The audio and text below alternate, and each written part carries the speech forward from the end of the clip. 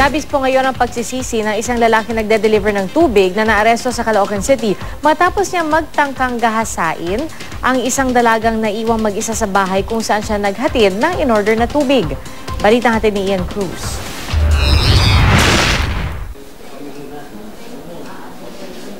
Arestado ng mga barangay tanod at pulis ang 23 anyos na water delivery boy na si Ian Hiljamala matapos ng tangkang pangahalay sa 18 anyos na dalagang kapatid ng customer niya. Kwento ng atin ng biktima na iwan daw mag-isa sa kanilang bahay ang kapatid dahil umalis siya at kanyang pinsan. Naisipan daw niyang i-text ang water station at umorder ng tubig. Dumating daw sa bahay nila ang suspect na tanging ang biktima lang ang nadatnan sa bahay. Nagbayad pa raw ang biktima sa suspect pero kulang ang perang naiabot sa suspect.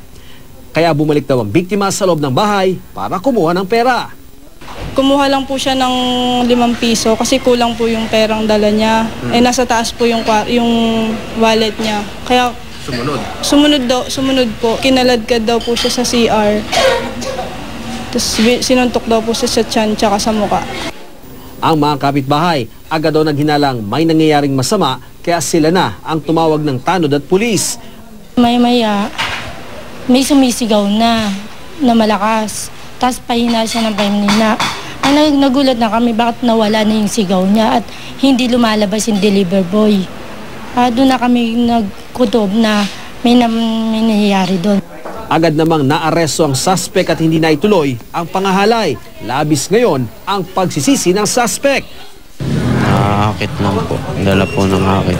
Dala po ng sa mga espiritu po. Maharap sa reklamong attempted rape sa Caloocan City Prosecutor's Office si Gemela. Paalala ng pulisya sa publiko, huwag daw agad magtitiwala. Huwag nating bigyan ng oportunidad yung mga tao na makagawa ng kanilang mga ninanais na hindi naman maganda. Ian Cruz, GMA News.